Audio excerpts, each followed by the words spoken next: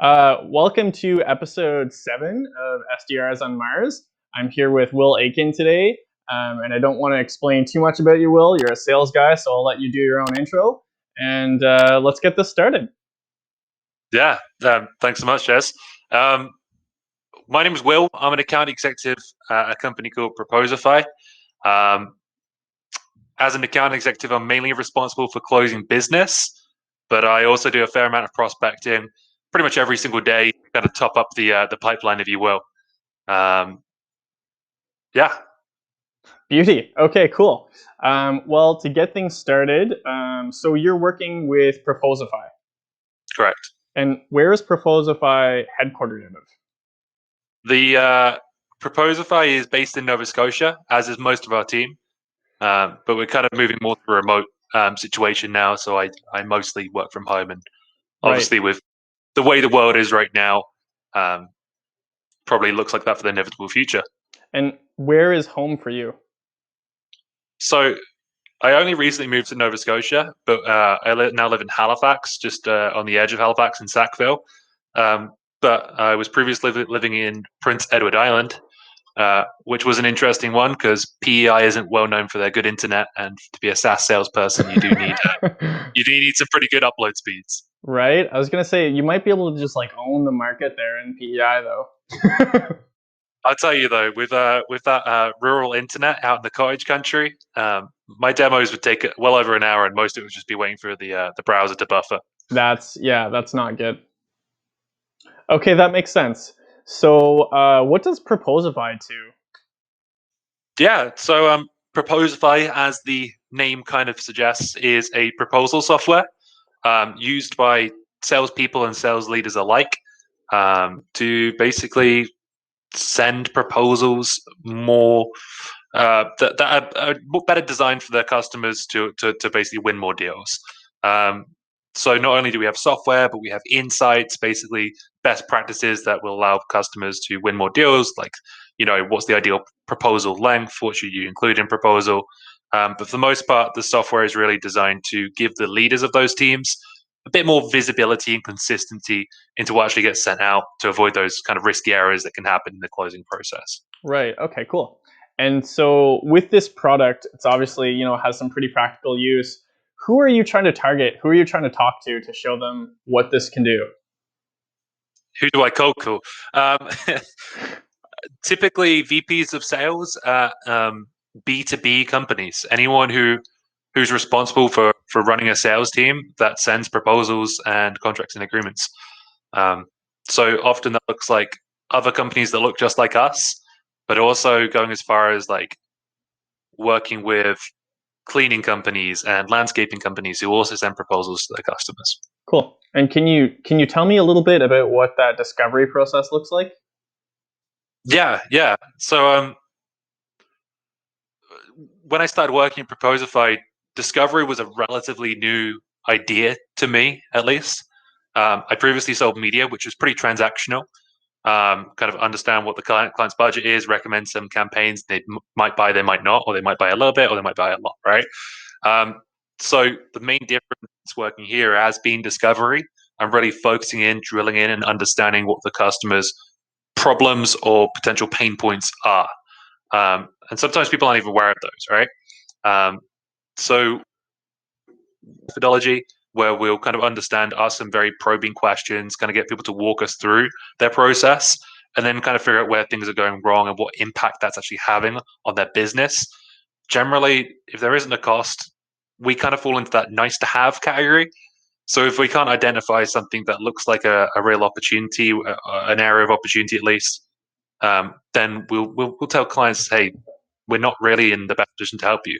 But if we do come across something like, hey, we're making errors in our proposals and it's costing us thousands of dollars a month, then we'll make sure that we kind of understand those problems, the root cause those, but also the best way to solve them.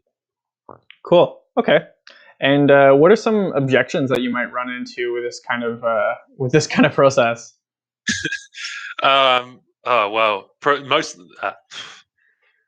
most common ones, we don't have a budget. No one sits down on January 1st and says, okay, we need to make sure we have 10 grand allocated to proposal software this year. Fair. There's often sales teams there's tons of things going on, so there can often be conflicting priorities, other projects going on, especially when you kind of put this on someone's plate, you reach out to them. There could be 10 other things that rank higher than getting control over their proposals.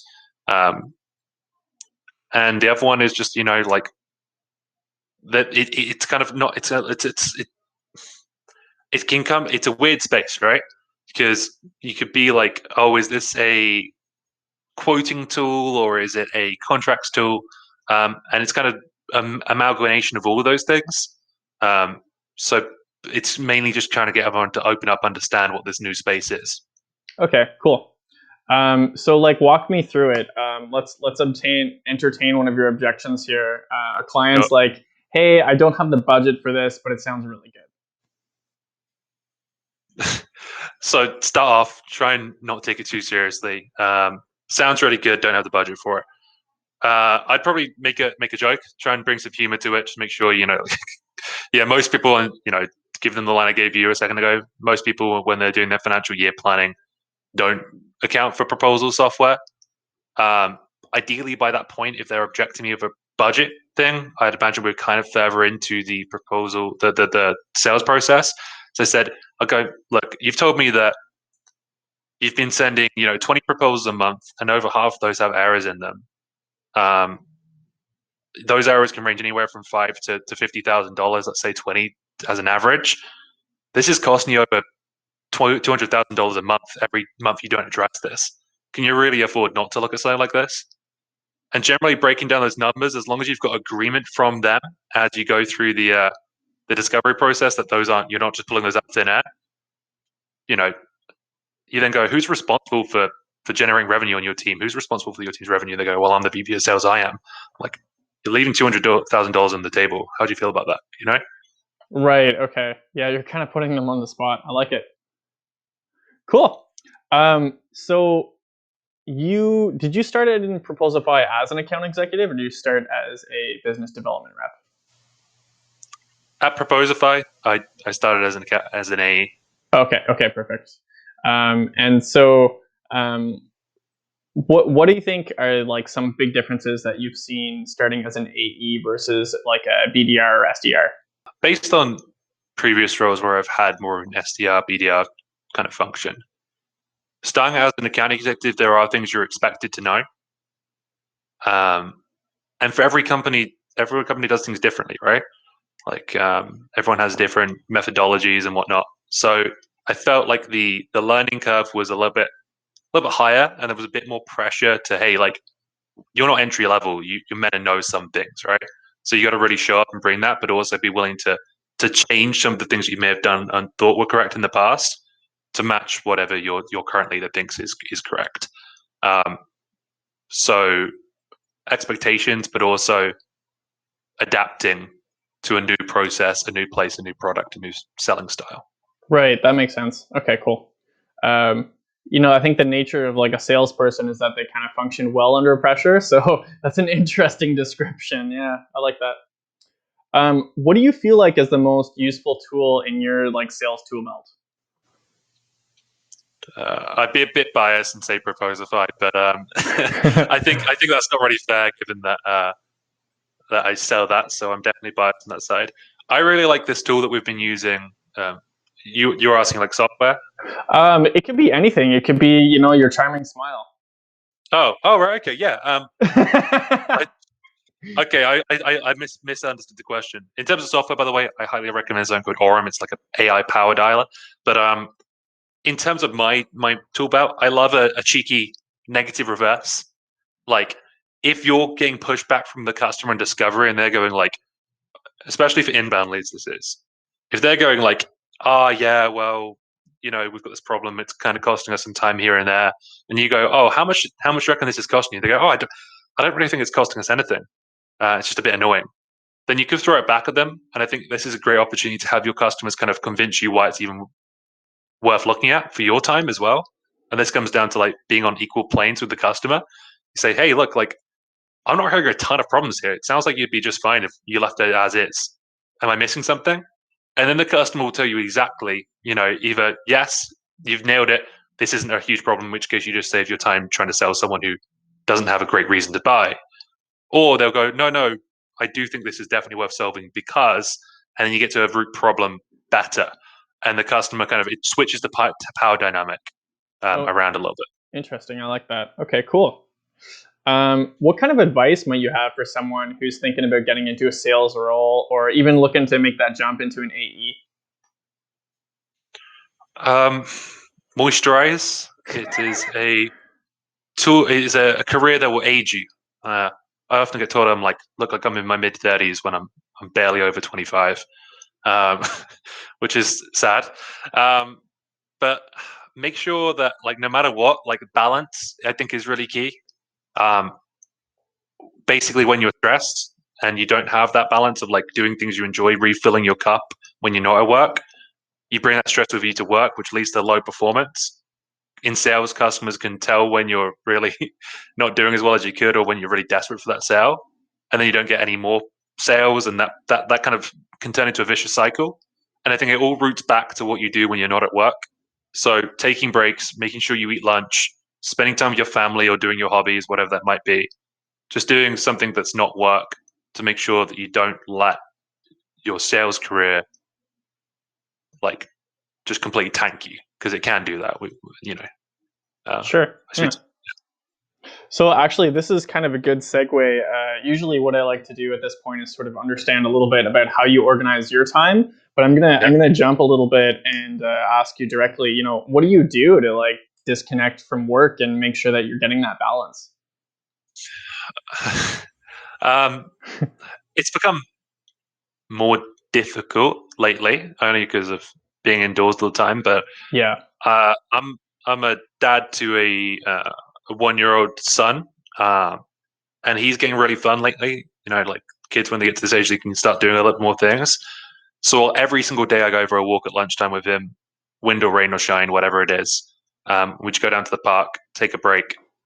I also make sure I work out frequently.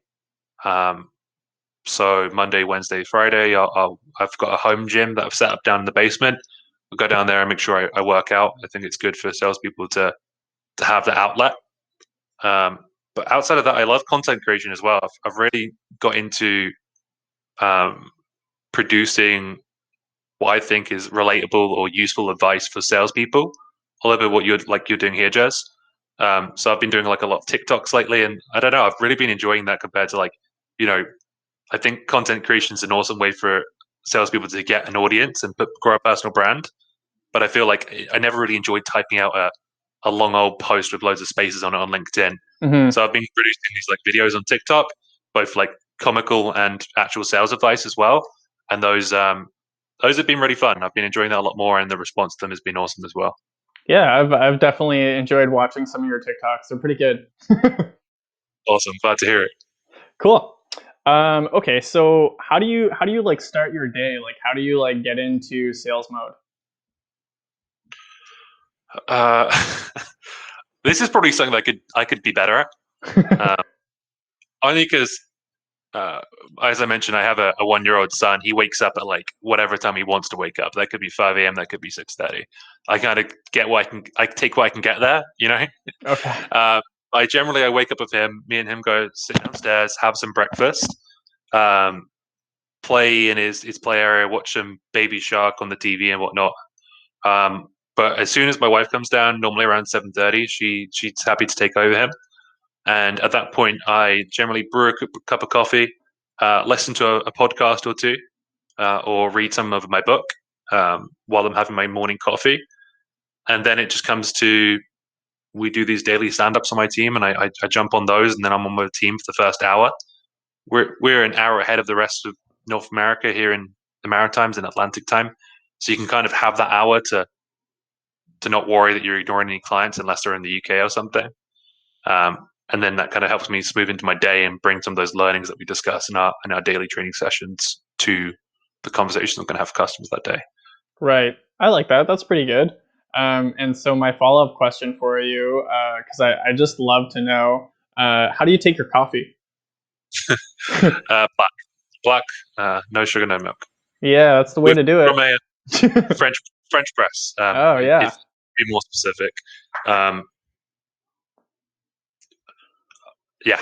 Just so I don't know. I think it's healthier that way, right? I don't know. That's what they tell me. Not for your heart, but for calories and for your soul. Yeah, that's it. Okay, cool. So like, what is next for you? What are you doing this summer? What are you growing for? Yeah, awesome question. Not one I'd really given much thought to. I really want to, like, if lockdowns. You're in Ottawa, right? Yep. Yeah. So we've just come into another lockdown here. So did put some hamper in these plans, but I'd love to like head on down, like explore Nova Scotia some more. Yeah. We only moved here in December, and since then we haven't had a chance to get out because of the weather here. And if there was some sun, I'd love to go see some of the nicer beaches down by like Yarmouth and whatnot. Maybe rent an Airbnb for me, the wife, and the boy. I think in more general focus, I want to kind of step up on the content game, and yeah, just keep crushing it. I love it. Yeah. I mean, I think you're definitely on the right track with your content, so that doesn't seem like a stretch for me. I know. I got 40 followers yesterday. It was my biggest day ever. I was like, what did I do? Wow, that's pretty good. Root that back to something, because I was pleased with that. Very nice. Very nice. Cool. I think the name of the game is to figure out, what you can do in your province, because like lockdown is kind of putting, some restrictions on what is going to happen. What are you planning for this summer? Like a whole bunch of camping trips, basically. Yeah, that's like mostly what I could figure out to do. So like we actually rented an island in like a couple weeks, which is like really cool. It sounds like really fancy, but it was only like $100 for a weekend. So come on, renting an island, that you can play that up. You can pretend that's fancy. Right? Yeah, and I'm gonna take my yacht to the island. Yeah, that's it. A little canoe, kayak. Yeah, exactly. My paddle yacht. I love it. Awesome. Well, thank you for coming on the show today, Will. I think that's pretty much it for me. So I'm going to tag you in this. And if you guys want to learn a little more about Will or Proposify, you can see him in this post. Thanks so much, Jeremy. Thanks, Will. Take care.